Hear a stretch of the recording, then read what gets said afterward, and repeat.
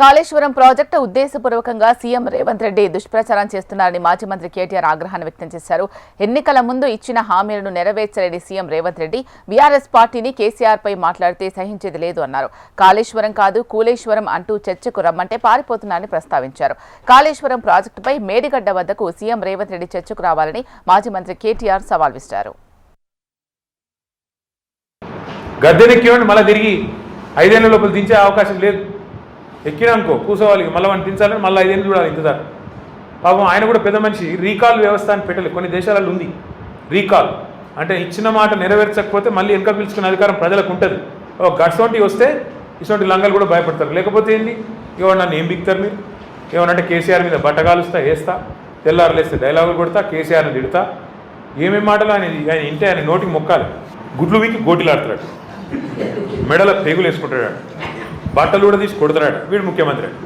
మళ్ళీ వానేమన్నా తిరిగితే నాకు బలిపాటు. ఇదో పెద్ద కథ. మళ్ళీ వాడిని గట్టిగా ఏమన్నా అన్నా అనుకో, మా లచ్చనని అంటాడు, నువ్వు తిట్టాను సార్ అంటే. నేను తిడతలేనే వాడు చెప్పినే చెప్తున్నాను, నేను చెప్తున్నాను. ఆయన భాషలో ఆయనకు అర్థమయ్యేటట్టు చెప్తున్నా అని చెప్తున్నా. ఏం చెప్పాలి మరిగా? ఇప్పుడు కుక్క కాటుకు చెప్పు దెబ్బ. మరి ఏం చేయాలి? నేను మాకు ఇష్టం లేదు తిట్టుడు, ఆ భాష ఇష్టం లేదు, కానీ తప్పలేదు.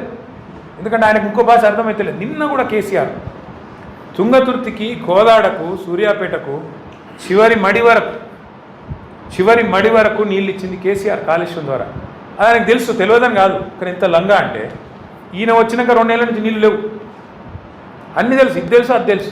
కానీ చర్చకు వస్తావా అంటాడు. మొన్న పోయినాం చర్చకు రమ్మంటే, ఆడికెళ్ళి మళ్ళీ వీకిండు. మళ్ళీ చర్చకు వస్తావా నిన్న డైలాగ్. ఏమనాలి? చర్చకు పిలిస్తేనేమో పారిపోతాడు బిరికి సన్నాసి. మళ్ళీ చర్చకు వస్తావా కేసీఆర్, నాగార్జున సాగర్ కట్ట మీదకి వస్తావా? మేమన్నాం ఇక రారాబాయి, మరి మేడిగడ్డ బరాజ్ మీదకి రాయిగా ఆడిడేందుకు. మంచిగా ఉంది, అది కూలిపోలే. నువ్వు కూలేశ్వరం అని నీకు నెత్తి బాగలేక నువ్వు అంటున్నావు. కానీ నిన్నగాకమన్నా మా జగదీశ్వర్ రెడ్డి గారు వేయచ్చు మొత్తం మేడిగడ్డ బరాజ్ మీదనే కారు నడుపుకుంటా, ఒక ఇక్కడనే కుంగింది, ఒక ఈయనే నా కారు ఉంది చూడుండ్రి అనుకుంటా ఆయన ఇలా ఆడ పెడతాడు సూర్యాపేటలో.